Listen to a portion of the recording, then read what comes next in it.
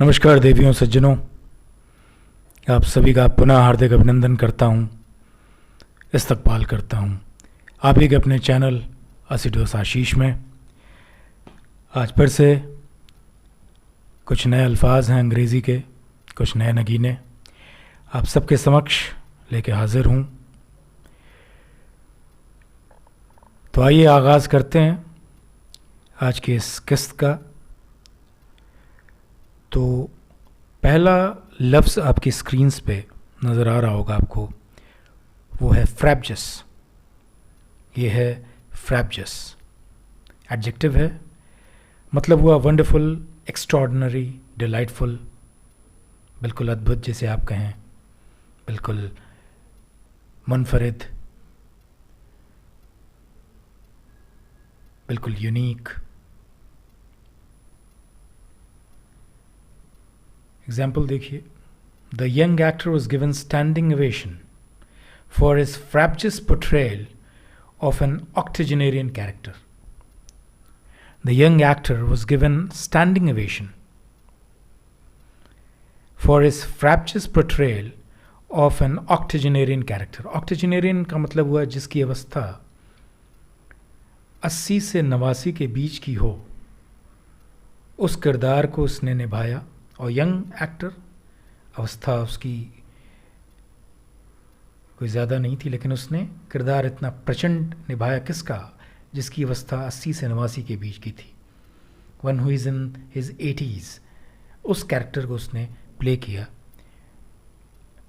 So it was an extraordinary frabjous portrayal of that character. इस वजह से ही was given standing ovation. Quinquagenarian, उच्चारण देखिए, प्रोनाउंसिएशन इसका क्विनक्वाजेनेरियन। Quinquagenarian, noun, a person who is between 50 and 59 years old. उस व्यक्ति की जिसकी अवस्था 50 से 59 के बीच में हो, जो इस आयु में हो 50 से 59 के बीच में, उसको क्विनक्वाजेनेरियन कहेंगे। He is a quinquagenarian. He was absolutely inconsolable at the exequies of his quinquagenarian mother.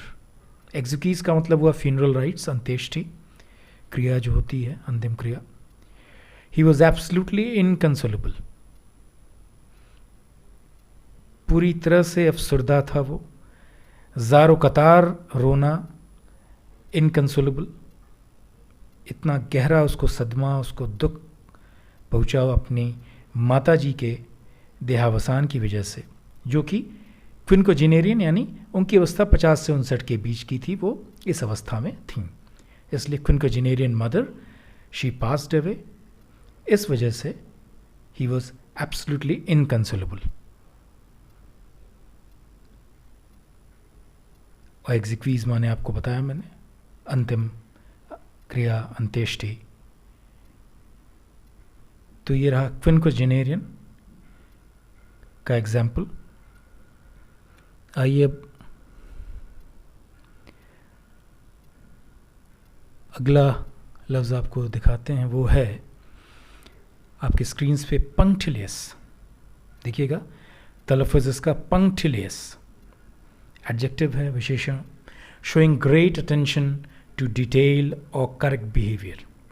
Showing great attention to detail और करेक्ट बिहेवियर, बिल्कुल छोटी सी छोटी चीज़ों पे ध्यान देना, उसको तवज्जो देना, ताकि खुद की बेहतरी या जिस किसी के लिए भी आप कंसर्न्ड हैं, तवज्जो दे रहे हैं, उनकी बेहतरी हो सके। तो पंक्टिलियस यानी कुछ और भी सिनोनिम्स आप कह सकते हैं, जैसे मेटिकुलस, बहुत ही पर्टिकुलर होना किसी चीज़ के बारे में,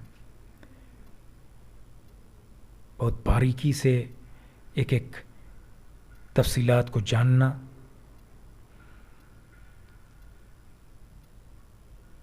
तो ये हुआ पंक्टिलियस। एग्जाम्पल देखिए, she is undoubtedly punctilious for her son's academic performance and its amelioration. अपने बच्चे के बेहतर भविष्य के लिए, उसकी शिक्षा के लिए शी इज़ एब्सोल्युटली और रादर अनडाउटेडली, निसंदेह, बिना किसी शक के, शी इज़ पंक्चुअलियस। एक एक छोटी छोटी बारीकियों पे ध्यान देना, कैसे उसकी एकेडमिक परफॉर्मेंस इम्प्रूव हो। यहाँ देखिए इट्स एमिलियरेशन है, इट्स का मतलब हो गया यहाँ परफॉर्मेंस से रिलेटेड। एकेडमिक परफॉर्मेंस के लिए तो पंक्चुअलियस है ही, और उससे भी ज़्यादा परफॉर्मेंस कैसे एमिलियरेट हो, कैसे इम्प्रूव हो, उसमें सुधार कैसे हो, उसके लिए भी बिल्कुल वो ध्यान देती है। ये है पंक्चुअलियस, बिल्कुल मेटिकुलस होना जिसे आप कह सकते हैं, कोई कोताही नहीं बरतना, सबसे ज़्यादा तवज्जो उसी चीज़ को देना, ये है पंक्चुअलियस।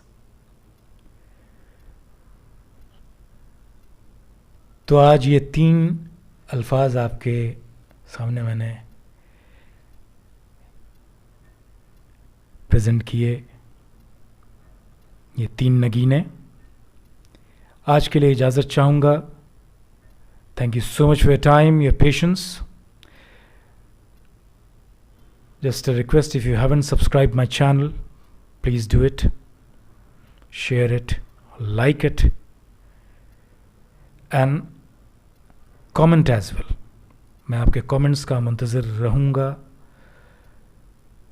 Thank you again. Bye-bye and have a great day.